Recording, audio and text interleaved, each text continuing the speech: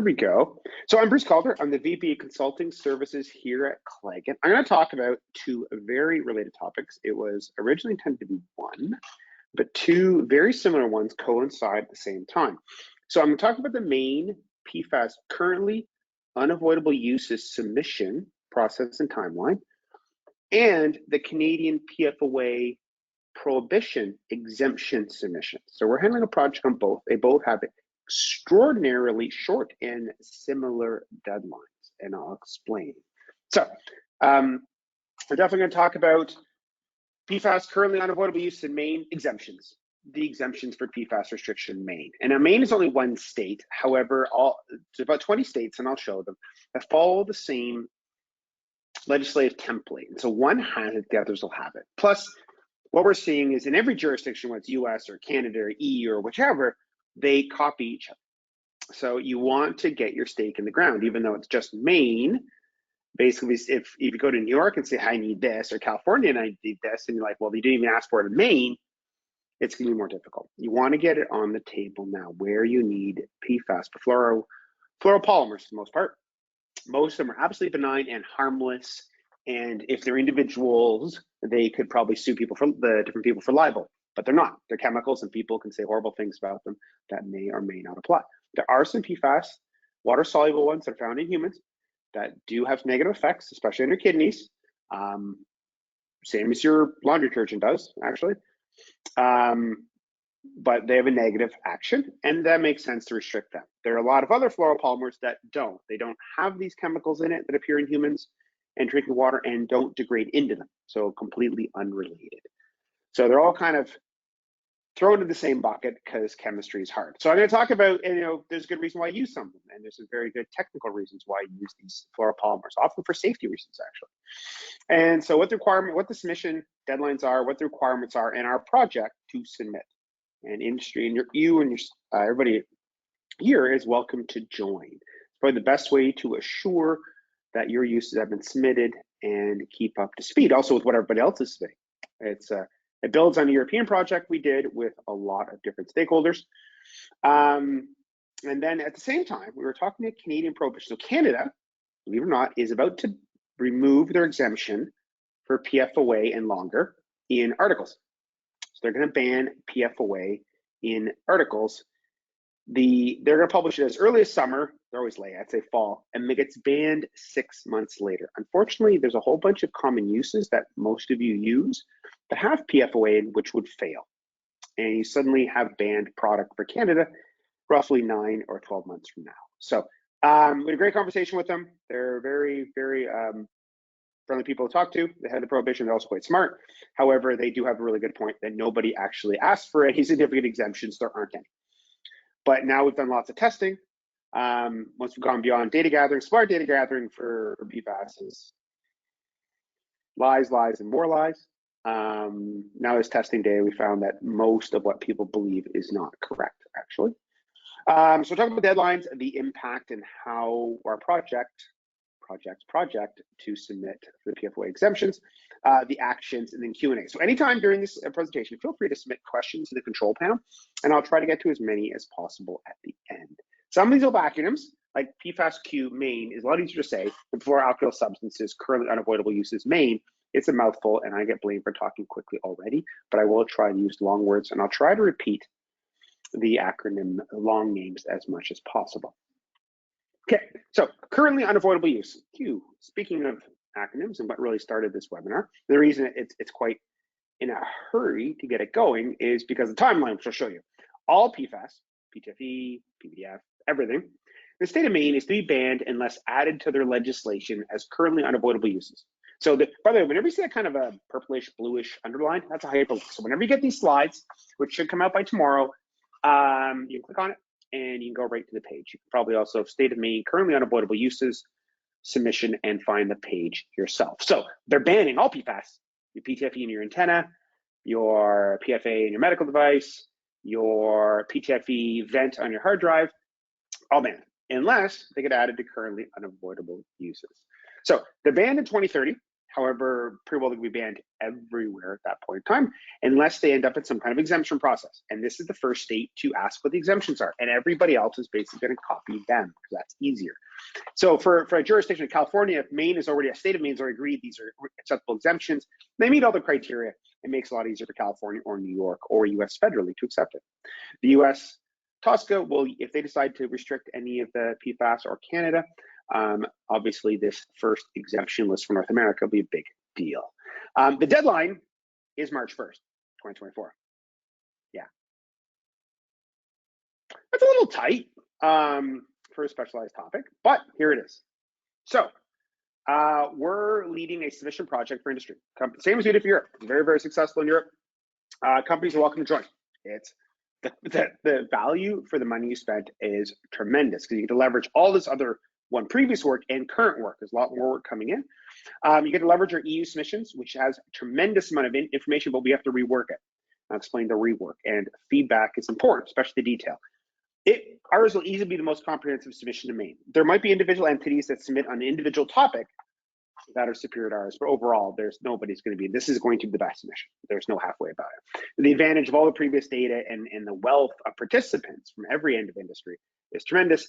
However, we find each added participant, they usually have something a little different than the other guys. And that's actually one of the mistakes originally, where people say, well, everybody else is covering mine.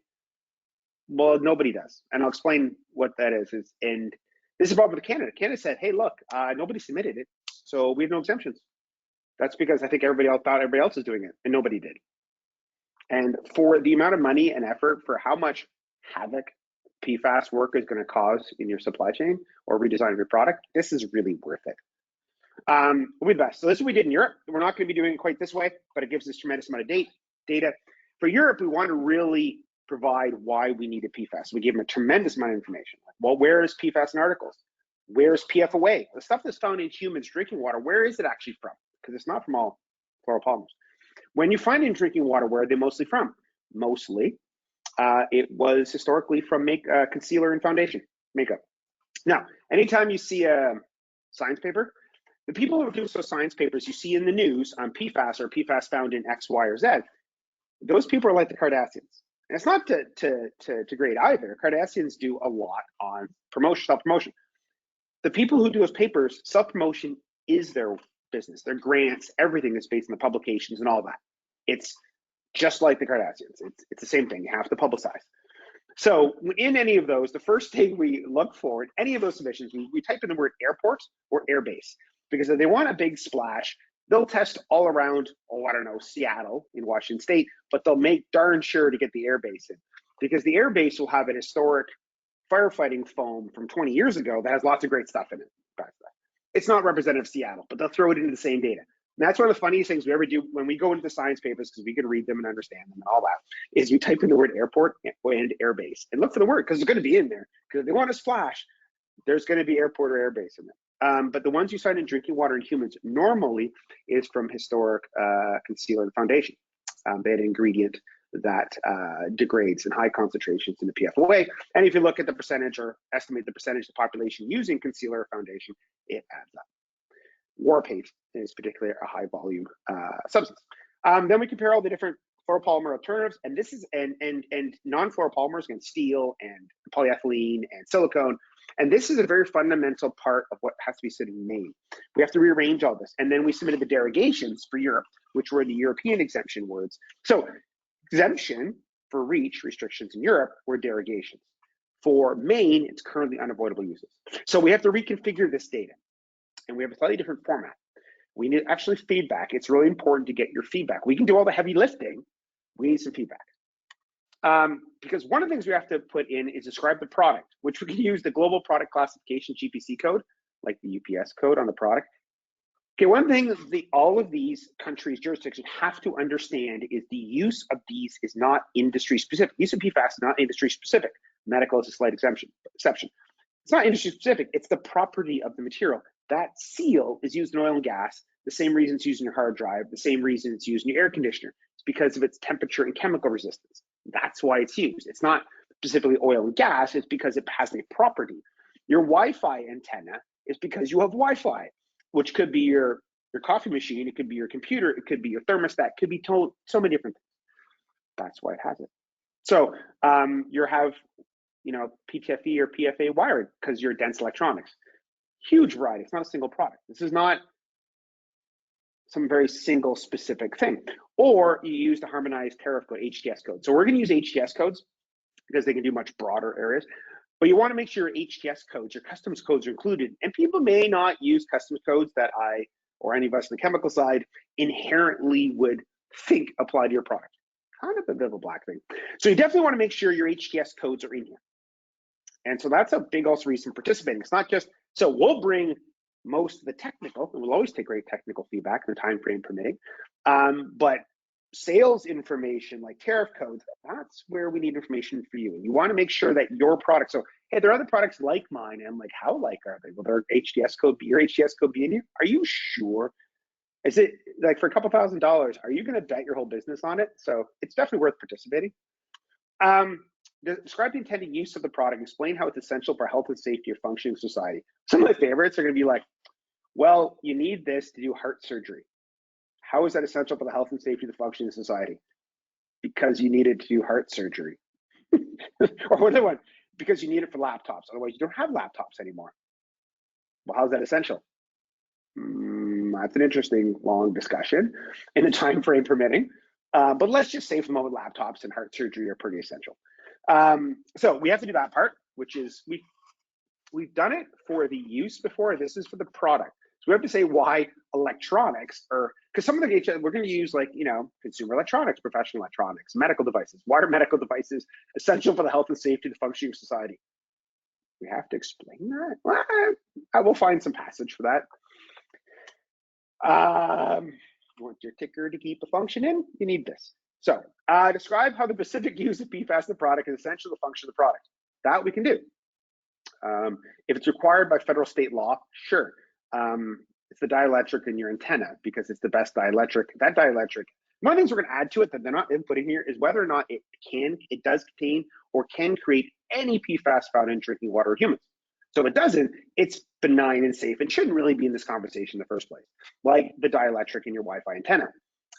That PTFE does not contain a single PFAS found in drinking water or humans, nor can it degrade into it. Actually, the same thing is with the Teflon in your frying pan. This actually scandalizes them. When in every science paper, this is also when I make fun of the science people, is the first thing they talk about, usually the first paragraph is PFAS commonly used in cookware. Yes, the PFAS in cookware does not contain a single PFAS found in drinking water, nor does it degrade into it. I know. It's against everything you've been told, but it doesn't. We do lots of testing, and we know why. We know why the different polymers degrade into PFOA and similar. There are very, very specific reasons. You could actually cover it in high school chemistry if you wanted. Just nobody has for them. So that's one of the reasons why we submit these things. I'm like, here's a picture. This is why this one does bad things. This is why this one doesn't. It's pretty blatantly obvious why. And here's the test data to support that. And there are alternatives for specific use of PFAS. So we'll actually discuss in each case, like why in the dielectric antenna, why in a PVDF or fluoroelastomer seal, because the temperature and the chemical resistance. How some people are like kind of a little worried that these gas pipelines might leak. Take out these gaskets and you won't have to worry that it's going to leak. You're pretty well guaranteed of it, actually. But this could be a lot of other things. You got electronics, you don't like water getting into your phone, you might like this stuff. And then this one's easy. And the contact information for the submission. Okay, that's the easy part. Yeah, so that won't be a problem. So now Maine's just one state, but all this legislation you see in Maine and Minnesota and California and Colorado and so on and so forth, Massachusetts, are all because of NUMWA, Northeast Waste Management Officials Association, which includes California and Washington State. A little fuzzy how this works, but they're part of it.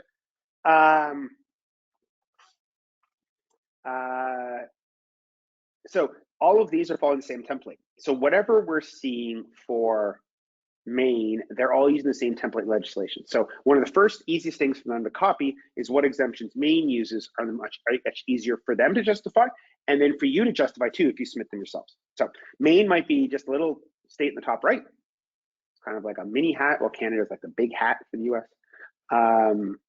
But it's the template legislation. It's one of the reasons why Minnesota's and California's and Colorado's and Maine all look similar.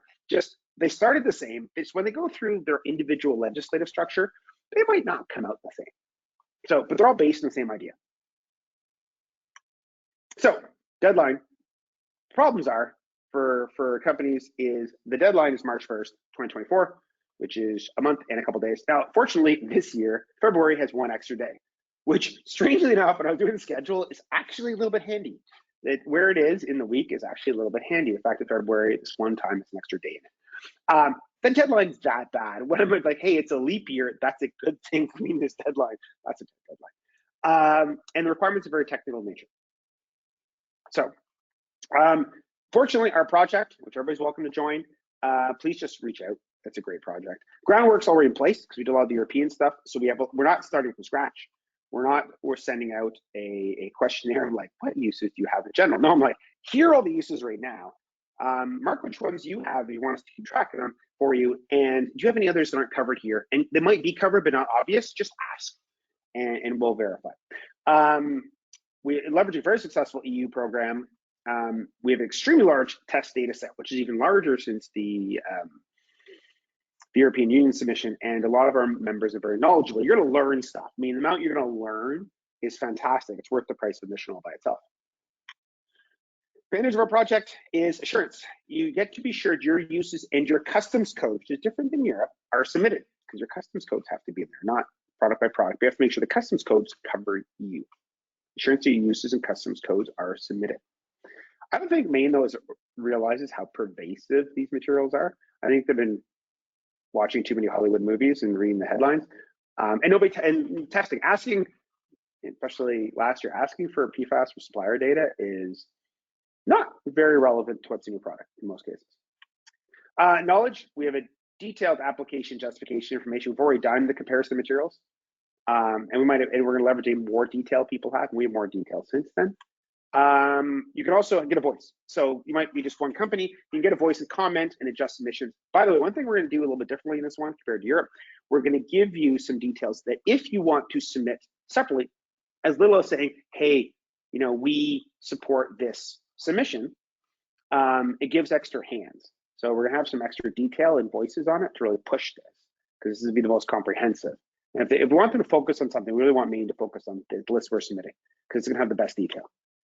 Cost. This entire work is distributed over a large number of participants over a wide area of companies and markets, but they may be different in yours. It's kind of funny. Each one that joins, there's always just like 90% the same as everybody else, 10% different. So be amazed how you have some variations that may or may not be in here. But it's definitely worth the money. And considering, just think about the cost of redesigning one-year products. If you can avoid that, it's a big deal. It's also probably the best education you're going to get. And timeline, we can meet March 1st. Most people won't, other than just shuffling off a letter. And for a lot of you in electronics, you have 20 or plus uses of PFAS in your products. Getting all those in by March 1st is going to be something, because it's just February, really. It's just a month, and we're already, what, the 24th today? Yeah. So it's like a month and 7 days. And it's not the longest of months. Even though it's leap year, it's still the shortest of months. So what we're doing in the project is we start next week. You can join a bit later too. We're really well set up that way. Project start, we send out use questionnaires, and basically what we're saying, here are all the uses we have right now. Feel free to mark which ones you have, just so it's easier to keep track for you. But if you have any that you don't think are here, add them at the bottom, and we'll verify that they're either covered above or add them in or ask some questions about. So you get to look what's already covered right off the bat. We should have the chart version of what we're submitting. So we're doing everything as a chart first, and then as a written version for each one. Written one takes a bit longer. So at least we'll have the chart version to review on February 15th. We'll probably have a web meeting for all the participants. We'll actually explain them all. In brief, there might be 50 some. So there are a lot of uses of PFAS in this world. So we'll go through the chart. And then people get feedback, because they'll calculate down, like, this is what we think for customs codes. By the way, the questionnaire will also have uses, and when we do the chart version, we'll have the customs codes. And so people get to comment whether their customs codes are missing, and that's a big part of it. So it'll be basically a week and a tiny bit. Deadline and feedback on uses. This is how bad the schedule is.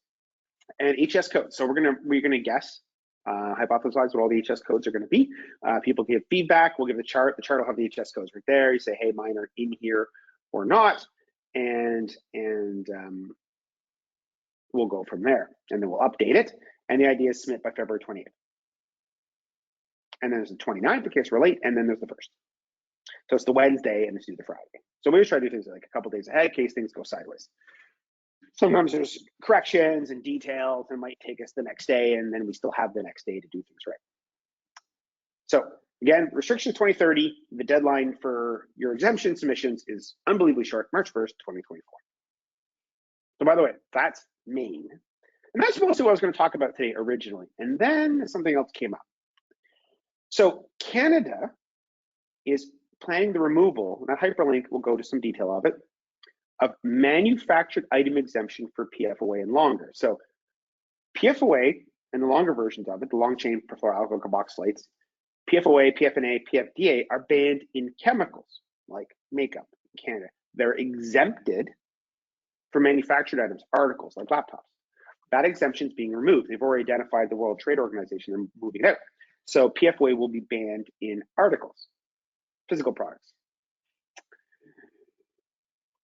Okay, here's the details. So this bans PFOA and longer, long chain perfluoroalkyl carboxylate acids, or fluorocarboxylates, LCPFAs, PFCAs, or LCPFACs, either one's the same word, PFOA and longer. They're expected to publish the exemption removal in summer of this year. Now, they're always a little bit late, so fall is probably feasible. It goes into effect 6 months later. That's your timeline to comply. You might say, hey, we've already complied in Europe. I'm like, no, you don't actually. One of the big things we had to do in Europe is when we submitted the REACH restrictions, we had to submit all the exemption requests for PFOA and longer on products that have them today and why. And if you want, just feel free to reach out to the Prohibitions Canada. They're really friendly people. They're super fast to get it, but they're super friendly. They're very knowledgeable, actually. And they had a really good point in saying, hey, so they had no significant input from industry. So they exempted like semiconductors and medical membranes. And they basically ban all of the uses more or less start of 2025, about a year from now. And they had a really good point. Nobody asked for any. Like, well, one of the problems, and well, yeah, I think it's one of the situations where I think everybody, but I thought everybody else is doing it, which is a huge problem in all this, is nobody did, which is a very common problem. The other one is in Canada, we think people listen to us more than they do. Even though you're representative of a major government, they may not listen to us completely unless we're funny or can sing. As Canadians, we don't necessarily get listened to as much, and I can't sing. And as my daughter painfully points out, I'm not as funny as I think I am. So fortunately, I'm good at chemistry, which makes do. But they had no significant input, so they said that we're exempting in semiconductors and medical membranes like Europe. So we're banning in all other uses. Well, that sheet's the same. Anywho, but common source of PFOA, waterproof fabric, has it all the time. We do some wonderful tests. All your gloves, your mittens, most of them all have it. It's because of the fluoroacrylates in the surface or the EPTF in the Gore-Tex. Your vents and your hard drive. So right now, this is going through a server somewhere out in the world that has a hard drive. The little white thing in the bottom left, that vent. By the way, everything you see here is representative on the open market, and it may or may not be this product that has it. These are all representative. So that little white thing on the bottom left. So if you see the hard drive, and you see the silver thing on the left, down in the bottom left is the little white thing. That is a hard drive vent. They all have them. All hard drives have them. It's EPTFE, expanded polytetrafluoroethylene. It's fiber, and it lets air out because the hard drive has the vent, otherwise it'll overheat. But it can't let water in. So EPTFE fabric is extremely hydrophobic, so water won't go back. It's really cool. It's a waterproof, breathable fabric. Both the top ones are. The downside is in making the waterproof, breathable fabric, they stretch and rubberize the polymer, whether through radiation or vulcanization, and it breaks the long polymer bonds, lets them rebind into rubber. However, some of these bonds react with air and create the PFOA family. So those always have PFOA family in it. If you have water-resistant electronics, by the way, if this is yours, I just picked one off the web, first one that came up. So if you have electronics that's water-resistant and has sound, sound means air gets out. Water-resistant means water doesn't go in. That means you have an EPTFE vent, just like the hard drive, and you'll have PFOA. There's a way to remove it, by the way. There's a way to remove the PFOA, but if you're not trying, it's there. And by the way, your product's banned in Europe. We're saying, hey, we submit it to the REACH restriction until you decide, we can still sell it. But if you have waterproof, water-resistant electronics, the sound, you have an ePTFE vent, which will have PFOA in it, unless you've taken steps to remove it. PTFE tape, used in tons of fluids, used in medical devices all over the place. The rubberization of the PTFE is normally solid, like your frying pan. That's not PTFE, it's ABS polycarbonate, but your PTFE, like your frying pan, is hard to make it rubberized like the tape. You have to break the bonds and snap them and vulcanize them basically, and then they reconnect as a rubber. Some of the pieces that are broken react with air and create PFOA. So your PTFE tape, whether it's in this, whether it's wound up your endoscope or your other flexible, invasive, or medical device, it'll have PTFE tape all the time. 80% of the time, it'll have PFOA. There's a way to make it without it, and there's a way to remove the PFOA. But if you haven't done those steps, it has PFOA. Or you have PTFE heat shrink or PVDF heat shrink. You have to rubberize it, and therefore you break the bonds and you have PFOA. So if PTFE tape anywhere in your product, your chances are you're not compliant in Europe right now at all. Medical device have until 2025 in Europe, and you won't be able to sell that product in Canada come 2025 unless we apply for exemptions. And I'm not saying these aren't fixable. It's just not fixable in 9 to 12 months. These are fixable problems, but you need time. You need an exemption time. And then water-resistant fabric. By the way, I just picked this one randomly. Super common. If you have water-resistant fabric, it's either ePTFE breathable fabric, or cheaper, they fluoroacrylate coat it. Fluoroacrylates, the bond breaks and releases PFOA, and they always have PFOA in them. Pretty common. PFA wiring, there's a whole other presentation I've done on PFA. It's a polymer similar to PTFE, but it's got one structural difference that causes it to create PFOA to break off of it. PFA can be made without it. I'll show a picture of it in a moment.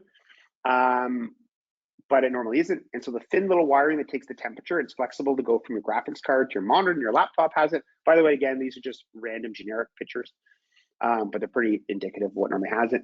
Or you have electronics in a medical device going in some kind of flexible, endoscope type situation. It'll have PFA wiring all the time, unless you specifically pick PFA with short side chains, which is normally not done. You're going to have PFOA in it. So all of these will be banned. Everything we just showed you is going to be banned in Canada come 2025. So if published as currently proposed, this is one of the things we told them. We say, well, people didn't submit exemptions. They're a really good point. Nobody did. That they be banned. I mean, there's still a little bit of time. I'm like, well, but it's really hard to get an exemption. I'm like, if you don't do it, you won't have breathable waterproof fabrics. Okay, that's a bit of a crushing thing, but okay, you'll have no hard drives. So the server supporting you right now, or this webinar is gone, because they all use hard drives. Your computer might use solid state, but they use hard drives because they need the storage space. You'll have no more laptops because you need the PFA wiring for the thin situation heat. Now you can redesign the PFA and still use PFA without it, but it's going to take time. But no more laptops and no more heart surgeries. My comments like, I understand it's difficult, but one of us is going to have to tell the Canadian public that in 2025 they're not allowed laptops and heart surgeries anymore, or biopsies or anything like that, and it might go badly. So they did mention that you can still submit for exemptions, and so that's kind of a plan. Telling suddenly people next year they're not allowed to have heart surgeries anymore because they didn't think this through is not going to be popular.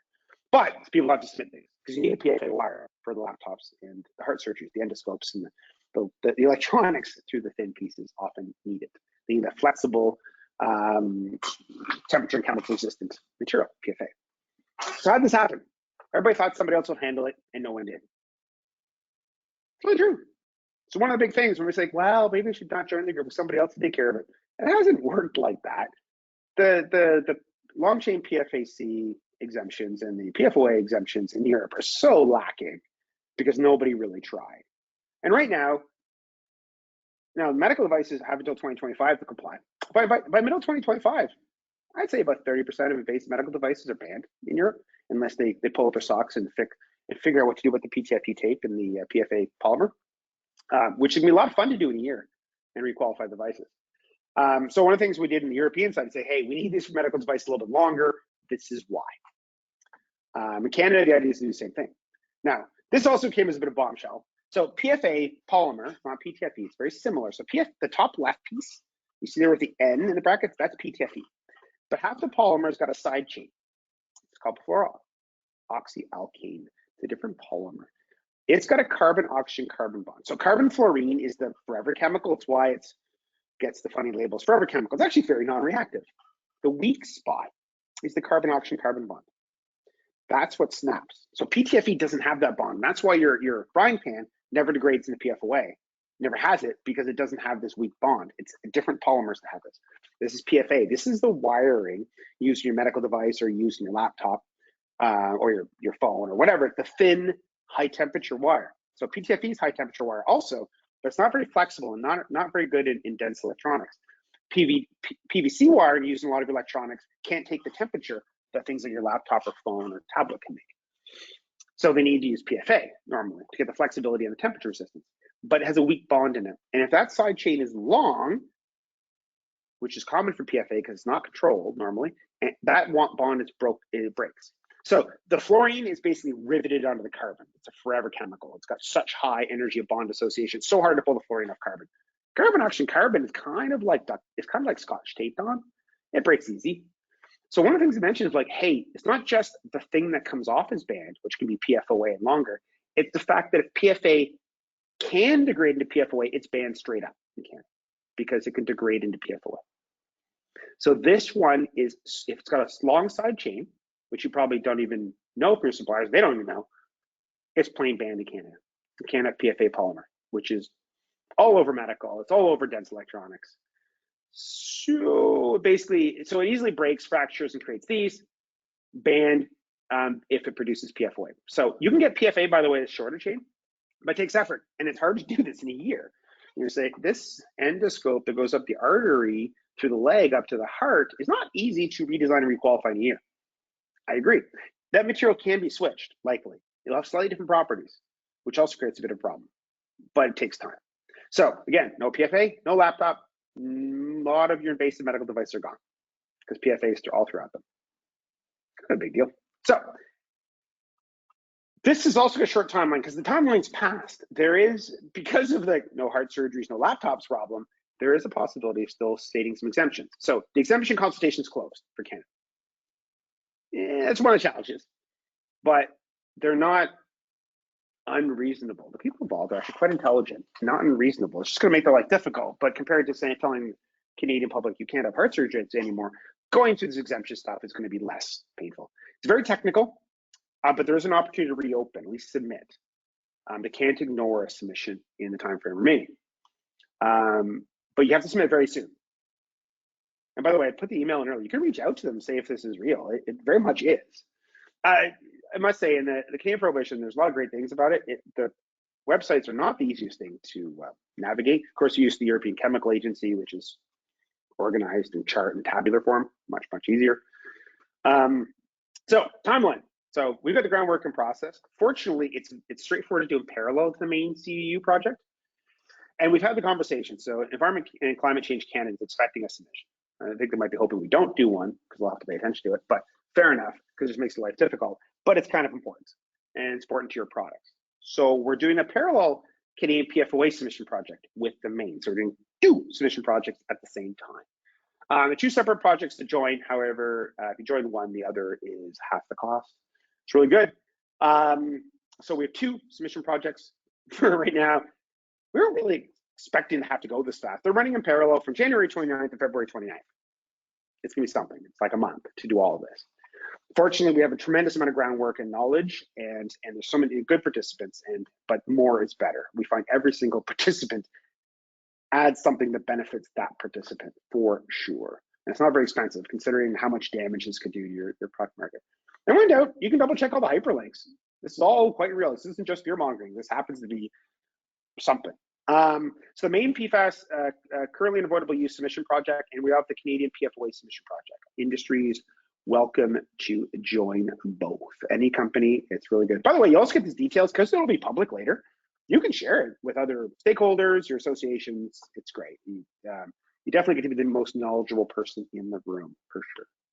So schedule, parallel schedule, project start and use this questionnaire starting next week. For those who've already joined, or quite a few companies have joined. We'll have the draft chart version either 14th or 15th. That's a bit up for debate, probably 14th. Where for review, we'll have a webinar on it for the members only, where we'll explain what we're submitting. It's only for members. If you're not part of it, you don't get to see all of it. This is what we're doing, submitting, and then back for feedback saying, hey, do we miss something, a use, your HS code? Does this cover your HS code? So then we have 9 days, wonderful, for feedback on submissions. And we'll make as many adjustments as we possibly can, but that schedule is something. But hopefully we'll get at least your main uses in and your customs codes if we miss something. And the idea is to submit both on the 28th and give us a little slack that we can submit the next day and still meet deadlines. So there's two submission projects. They're similar, but one's PFAS and one's the PFOA family. So the PFOA is the degradation products from rubberized PTFE like ePTFE or PTFE tape, or it's from the fluoroacrylate coatings and fabric, or it's from the PFA polymer, which is everywhere. If you ever look now, your bill of materials might not define it much, but if you look at PFA, it's kind of unfortunate. PFA and PFAS are both similar because only the first part of the word, the same thing. Before alkyl substance, PFAS. Before perfluoroxyalkane polymers is PFA, different material. So lots on the go. I'm not going to keep everybody extra long, but just want to explain what's going on. Again, to join the projects, just reach out to us. Projects start next week. Join the projects, we'll provide you the details and the costs. It's not that much at all. If you join one, the other's also half the price, which is really good because you're already part of the whole thing anyways. We're talking to you, it's a lot easier. And there's overlap, even though the submissions will be quite different. When just reach out at info or webinar, or if you know me, just reach out. We'll take care of it. Or Niles, you've talked to before, he's the master organizer for all these sort of things. So a Q&A. But before I start the Q&A again, everybody who registered will receive a copy of these slides. There will be recording available in a day or two. We hopefully will send out slides to everybody tomorrow. Sometimes it end up being Friday, but that's the plan. But if you have any questions, please feel free to submit it in the control panel. I'll try to get to as many as possible.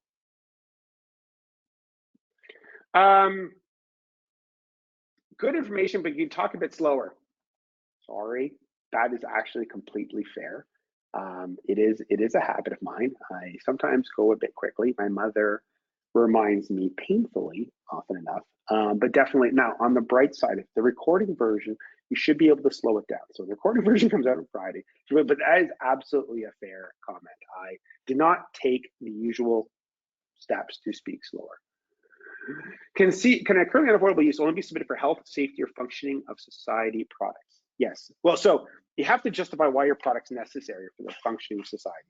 So a lot of times we're going to handle it as electronics because in most cases, the PFAS use is because of the component, which is broadly used in a wide range of applications. So saying, hey, we don't need electronics anymore. We like pen and paper and rocks. Should be a pretty easy one for a lot of cases. We're okay with oil pipelines leaking. That's fine. Electric cars, that's so last year. We don't need lithium batteries. By the way, lithium batteries have normally PFAS as one of the anodes or cathodes, but they also have a vent for overpressurized, and that event is ePTFE. So they need it for multiple reasons. No PFAS, no electric cars, no lithium batteries. So therefore, no lithium batteries, no portable electronics. You try to make those phones with a lead acid battery, that'll be something. So there's a lot we can do there, especially when we'll move it a lot up. Oh. When was the deadline for March 2024 published? Very recently, I think. It's on the hyperlink to Maine, so take a look at that. Is there a residual limit for Canada? It's intentional use. So they're going to use 1 ppm. 1 ppm for PFOA is not bad. However, most, or at least half of the PFA situation, polymer are above that limit. Most ePTFE are above that limit, and PTFE tapes above that limit all the time. So it should be 1 ppm combined of the PFOA and longer. That's the residual limit for Canada. It's going to be 1 ppm, while Europe is 25 parts per billion. So it's a lot higher than Europe. So it's not as bad residually. So half of the ones that would fail in Europe will pass to Canada, but the same applications can wander. It's easy because the way they degrade, easily wander. And PFA polymer, which are one of the sources, if it degrades at all, it's out because it's a substance, it's the concentration of the polymer at that point in time because it degrades in PFOA.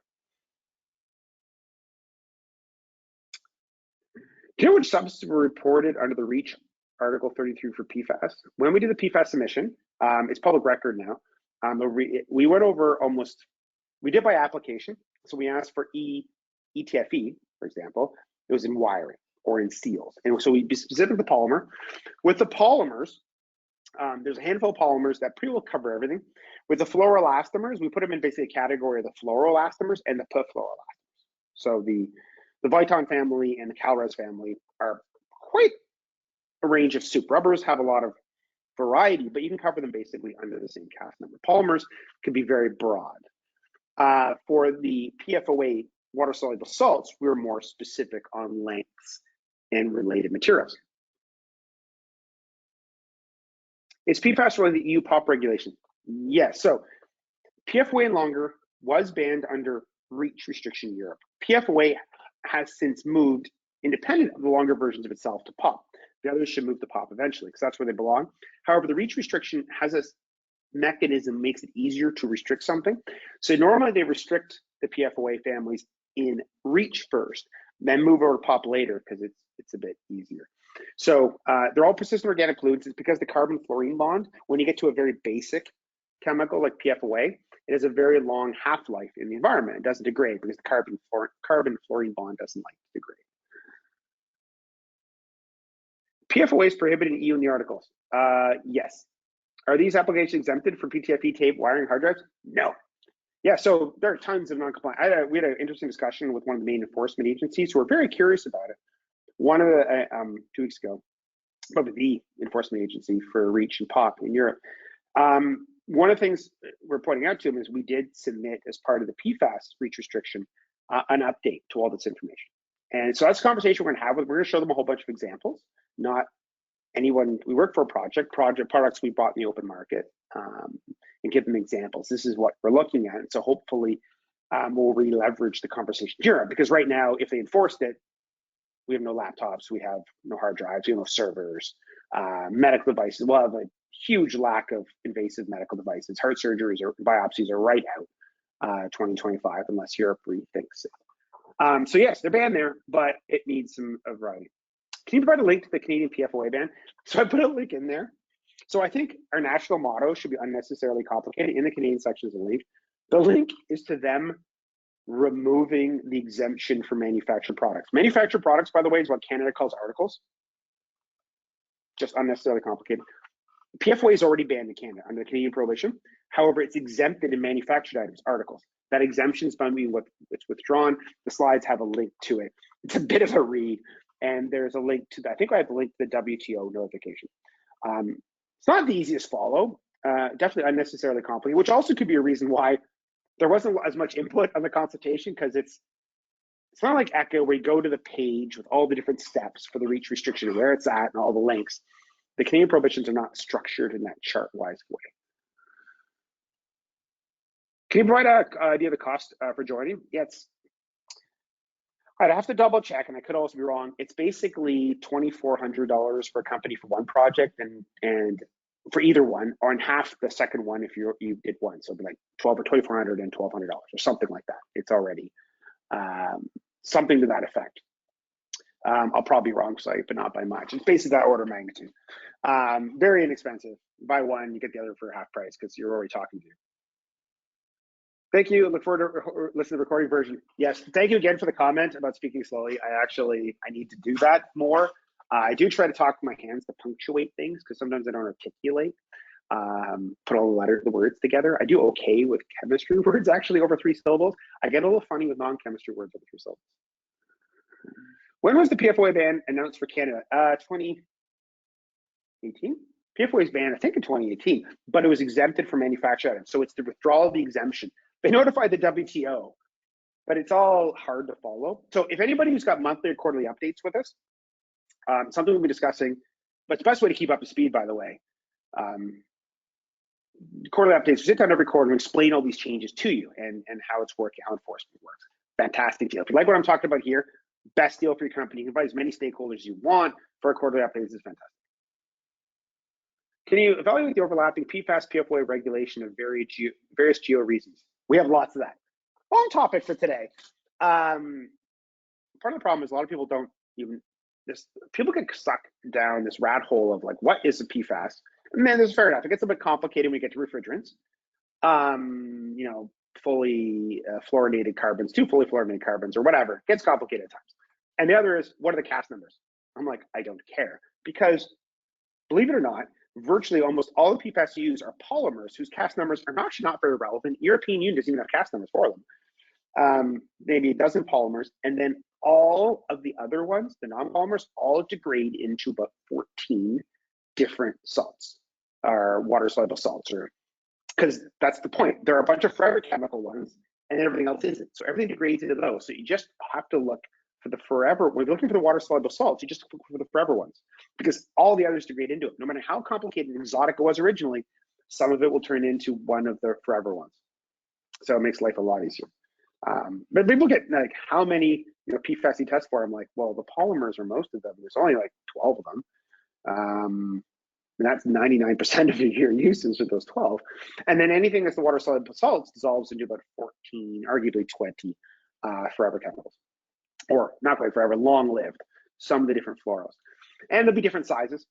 Your perfluoroelastin, your Viton type family will always have an additive which degrades into PFHXA and PFBA. And there's a reason for it. And it's a really complicated, long, exotic additive, and there's a bunch of variations of it, but it always degrades into the same 4 substances. So it's easy to see.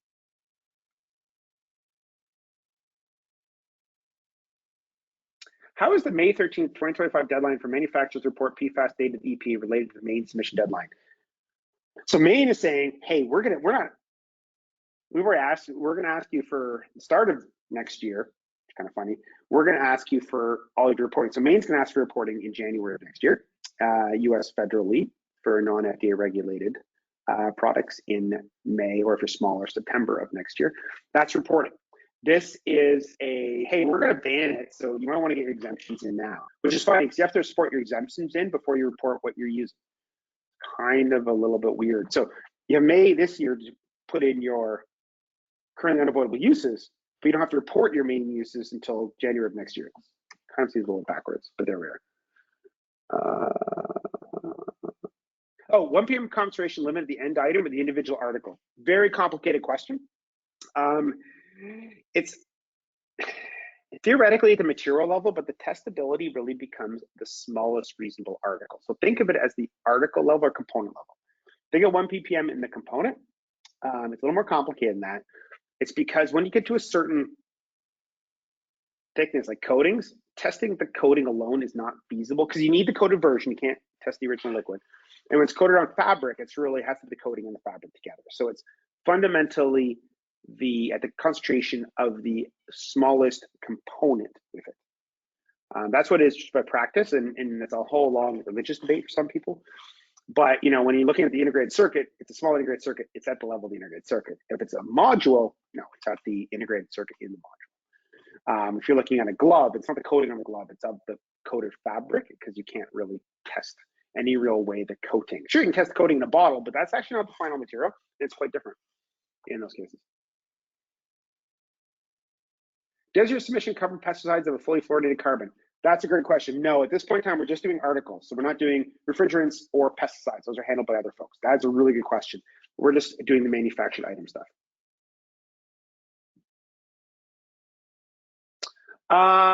If we participate in the original project as a cost discount, no, unfortunately. Everybody gets going to benefit it. We still have enough time to figure that out. We made it inexpensive across the board. So everybody has to benefit from it. It's too hard to figure out the short time frame. Question, Town of Unity of Maine found PFAS in drinking water. They always say that. Which PFAS? So if they found PFAS, if they found PFOA, PFNA, and PFDA together, it's always asked. By the way, this is a really neat one. If you really want technical, if somebody says, hey, I found it in the drinking water. Awesome. What'd you find? PFOA. Sweet. Did you find PFNA and PFDA? Yes. Concealer and foundation. At the same time, I would suggest they look for alcohol ethoxylate, which is not a PFAS.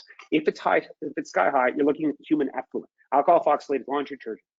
When you see PFOA, PFNA, and PFDA together, you also have PFHXA too, and you see alcohol ethoxylate, it's human effluent. That's makeup. So the alcohol ethoxylate means you're getting laundry detergent, so you're looking at human effluent. It means you're getting stuff coming off human beings. Once you get alcohol ethoxylate, you know you've got stuff coming off human beings. So it's PFOA, PFNA, and PFDA. They'll be in common. You shouldn't get any significant amount of PFOS. PFOS is only from a legacy flame retardant. firefighting foam. I always would say PFAS in drinking water. I'm like, that's cool. That's thousands of substances. What are we talking about here? And so it normally ends up being, is it PFOA? Awesome. Is it PFOA, PFNA, and PFDA? Yeah, it's all three. That's makeup. That's foundation and concealer. Mostly reformulated by 2022, but a lot of it's still lying around, and a lot of the test results are still older. Yeah, no, like foundation concealer, it's the C9 to C15 fluoroalkyl phosphate. It's a particular chemical that degrades in high concentrations into PFOA, PFNA, and PFDA. Really, the PFDA is the giveaway. It's one of the few chemicals that easily degrades in high concentration PFDA.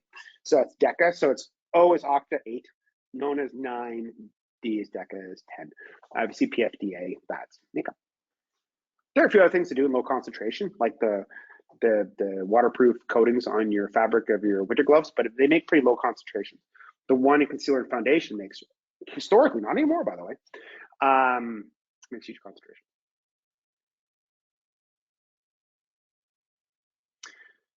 Oh, that's a big, long question. You mentioned that FDA regulated products reporting in Maine would begin after January 2025. Can you repeat, does it apply to packaging materials? So this is a really odd exemption in the second. So Maine reissued at some point in time corrections or changes or updates to the PFAS legislation. It doesn't include packaging for your product unless you're a packaging manufacturer. So if you make packaging and that's your product, then you have to, then the PFAS in it, your reporting is in scope for you. If you have a packaged product, but your product is what's inside the packaging is not in scope.